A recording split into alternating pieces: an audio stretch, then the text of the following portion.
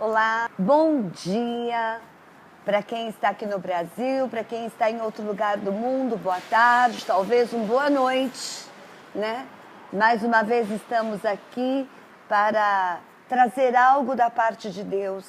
E assim como Deus me deu uma experiência sobre a arca do Senhor, a arca do Deus de Israel, espero poder compartilhar com vocês esta palavra. No entanto, esta palavra é extensa, vamos passar em 3 passos. Preste atenção e tenham fome e sede da palavra de Deus. Veja, eu começo falando sobre os passos da arca de Deus. Onde se encontra essa palavra? 1 Samuel, capítulo 4, de 1 a 10. O que está escrito na palavra? E veio a palavra de Samuel a todo Israel. E Israel saiu ao encontro, a peleja aos filisteus, e se acampou junto a Ebenezer. E os filisteus se acamparam junto a Feca. E os filisteus se dispuseram em ordem de batalha para sair de encontro a Israel. E estendendo-se a peleja, Israel foi ferido diante dos filisteus, porque feriram na batalha, no campo, uns 4.000 homens. E tornando o povo ao arraial, disseram aos anciões de Israel: por que nos feriu o Senhor hoje diante dos filisteus? Tragamos de Siló a arca do concerto do Senhor, e venha no meio de nós, para que nos livre da mão de nossos inimigos.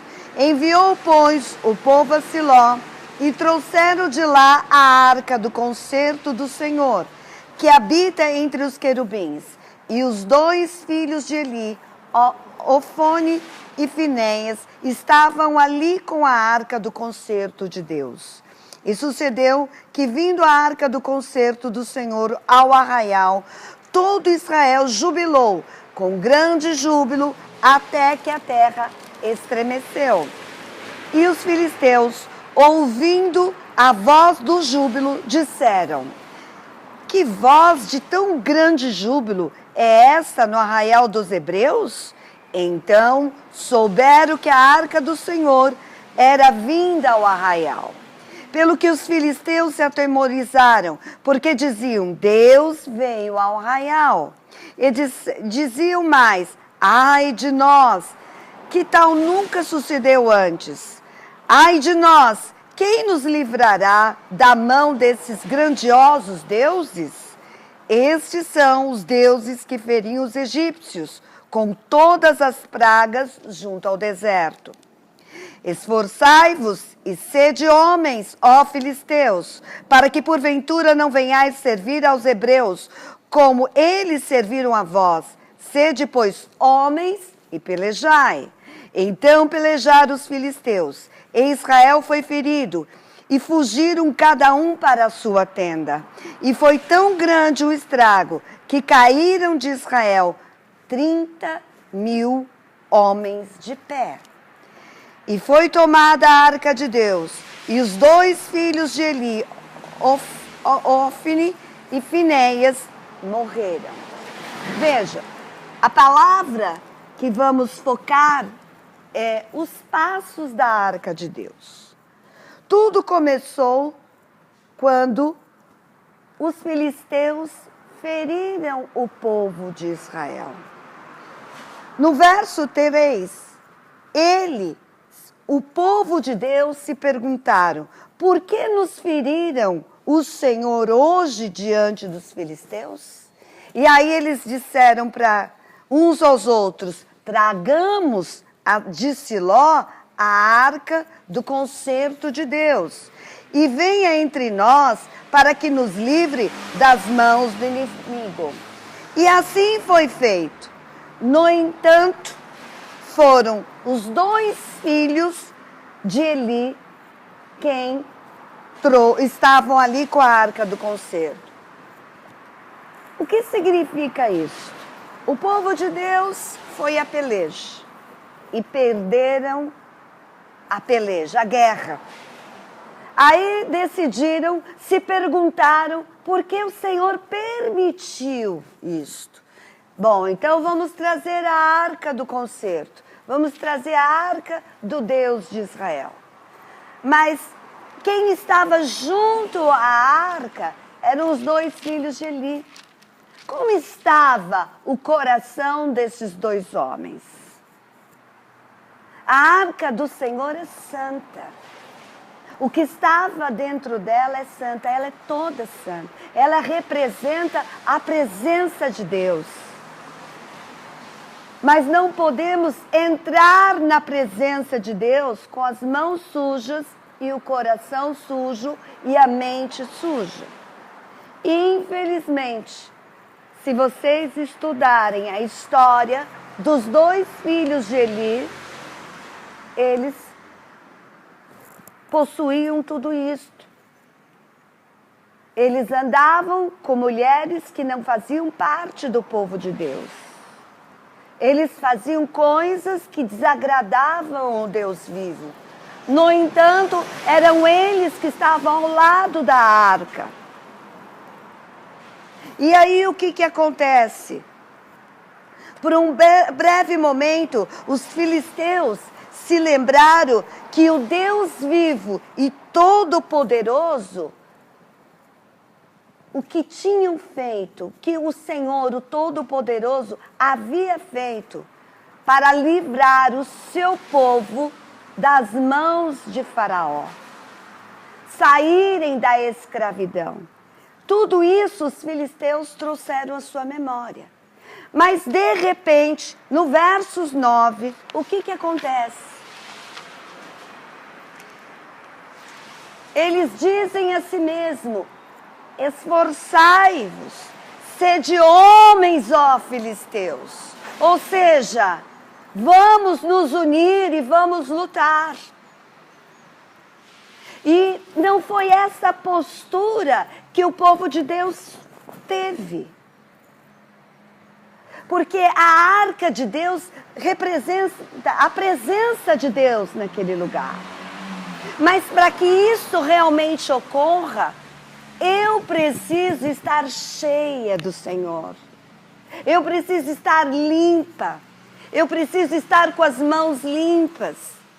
E o povo queria uma única coisa: vencer a guerra, mas de que forma?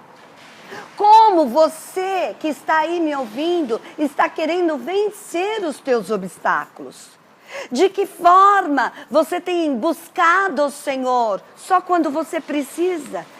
Quando que você busca o Senhor somente no momento de necessidade, como foram aqui os filhos de Israel? Tragamos então de Siló a arca do Deus vivo. Então, no momento de necessidade, você vai para a casa de Deus porque você precisa resolver os seus problemas?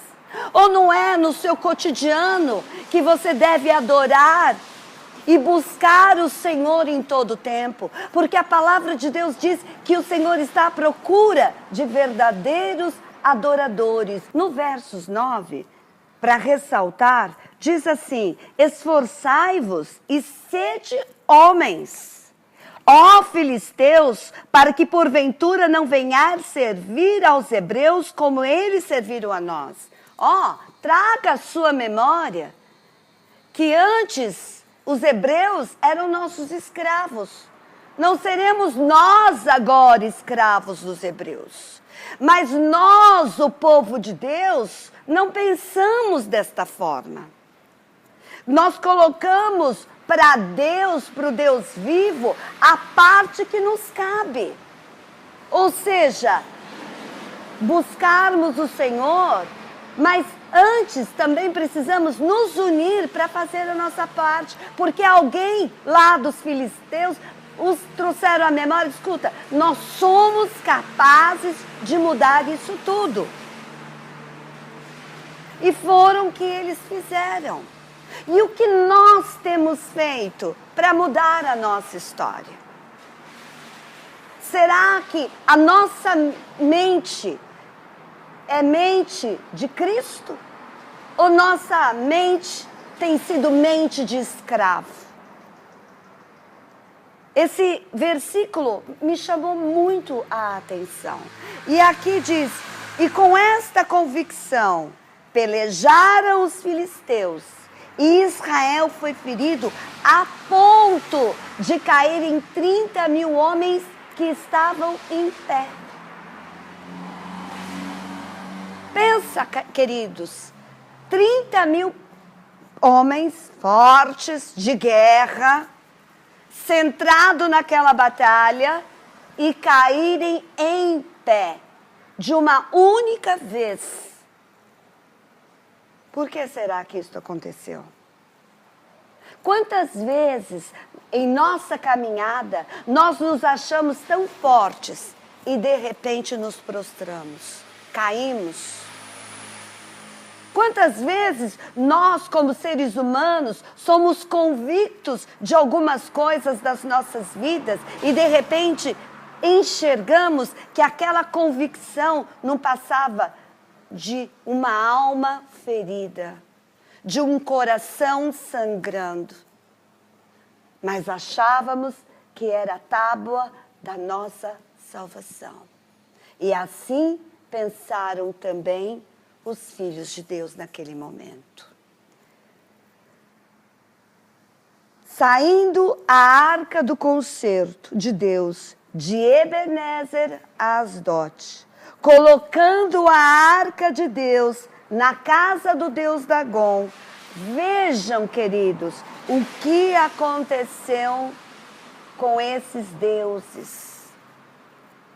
Está escrito lá em 1 Samuel, capítulo 5, de 2 a 5. Vamos ler. E tomaram os filisteus a arca de Deus e a meteram na casa de Dagom e puseram junto a Dagom. Levantando-se, porém, de madrugada, os de Asdote, no dia seguinte, eis que Dagom estava caindo com o rosto em terra diante da arca do Senhor. E tomaram a Dagom e tornaram a pô-lo no seu lugar.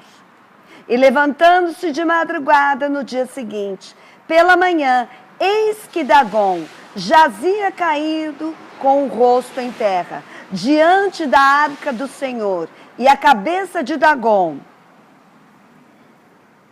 e ambas as palmas das mãos, cortadas sobre o limiar, somente o tronco ficou de Dagom. Pelo que nem os sacerdotes de Dagom, nem nenhum de todos os que entram na casa de Dagom pisam o limiar de Dagom em Asdote até o dia de hoje. O que aconteceu? Os filisteus roubaram a arca, levaram, tiraram de Ebenezer e de Asdote e colocaram dentro da casa do inimigo, ou seja, levaram ao deus Dagom. E o que aconteceu? O Deus vivo é o único Deus, é o Todo-Poderoso. O que aconteceu com aqueles que eles adoravam? Sim, a primeira vez, a primeira noite, o seu rosto foi prostrado diante do Deus vivo. Ninguém fica de pé na presença do Deus vivo. Todos se prostrarão. A palavra de Deus diz que toda língua confessará e todo joelho se dobrará. Todo. E foi o que aconteceu. Aí a palavra diz, aqui no verso 4, na próxima madrugada, do dia seguinte pela manhã, Dagom jazia caído com o rosto em terra, e a cabeça de Dagom e ambas palmas das mãos cortadas. Ali o Senhor nosso Deus demonstra o seu poder diante dos inimigos. E não foi ser humano nenhum, não foi mão humana alguma que foi lá e fez alguma coisa, mas sim o próprio Deus. Vamos pensar sobre isso. onde a presença do Senhor se encontra, todas as coisas vão para os seus devidos lugares. E o Senhor demonstra que Ele é o Deus soberano. No verso 6 do mesmo capítulo 5 de 1 Samuel, está escrito: porém a mão do Senhor se agravou sobre Asdote, e os assolou e os feriu com hemorroidas a Asdote e aos seus termos. Veja, não foram mãos humanas que os feriram. Não foi nenhum homem ou uma mulher de Deus que diz: olha, o meu Deus os ferirá com isso ou com aquilo. Mas foi o próprio Deus quem agiu, mostrando o seu poder, que Ele não fala da boca para fora, Ele age. O nosso Deus é um Deus de atitude. O Deus que nós servimos é um Deus que conhece todas as coisas e todas as pessoas. E a palavra diz que o Senhor os feriu com hemorroidas.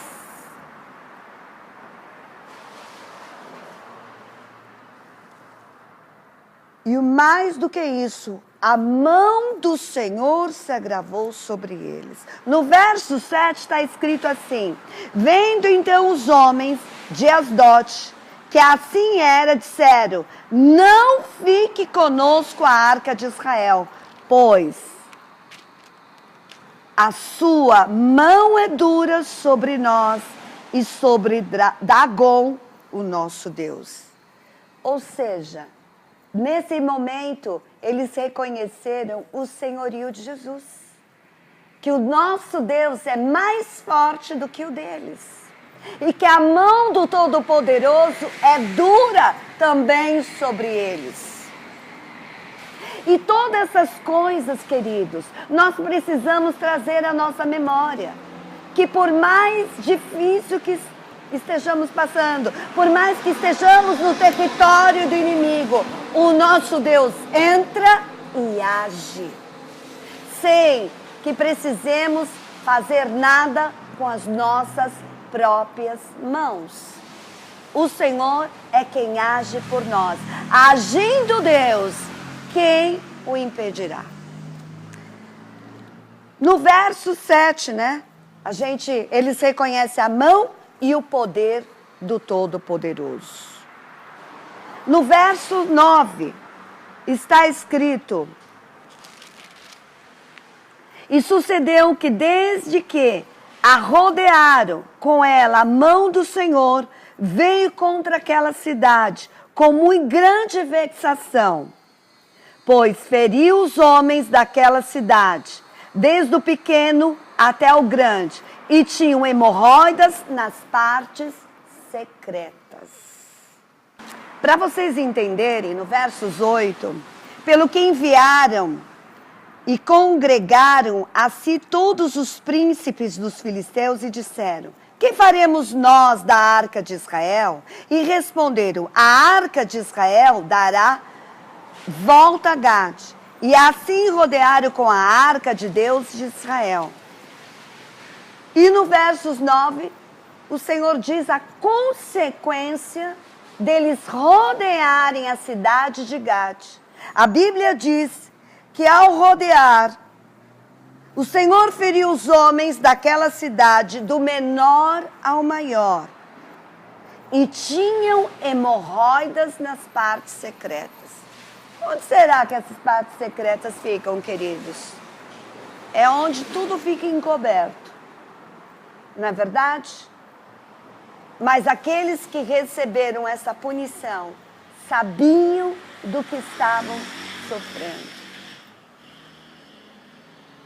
Todo aquele que toca nas meninas dos olhos do Senhor recebem a sua punição não pelo homem, mas pelo próprio Deus. E estas pessoas sofrem agravos. Não porque Deus não ama, Deus não faz acepção de pessoas, mas simplesmente porque Deus ama o seu povo. Filisteus não era povo de Deus. E eles estavam utilizando aquilo que não lhes pertenciam, a arca do Deus vivo. Nós precisamos tomar cuidado, como temos. Quando entramos na casa de Deus, como a respeitamos? Qual é o nosso respeito pela casa de Deus? Qual é o nosso respeito pelas pessoas? Qual tem sido o nosso respeito pelo anjo da igreja? Qual tem sido o nosso respeito por aqueles que trazem a palavra do Senhor? Qual tem sido o nosso respeito para aqueles que intercedem pelo povo de Deus? Qual tem sido o nosso respeito para aqueles que têm levado a adoração e ensinado o povo a adorar? Precisamos pensar. Porque muitas vezes a nossa mente fica só nessa fase. Mas precisamos lembrar de que nós fazemos parte do corpo de Cristo. Mas qual tem sido a nossa postura? Quando decidiram, aí a arca de Deus foi enviada a Ecrom. E veja que o povo daquela cidade diz no verso 10.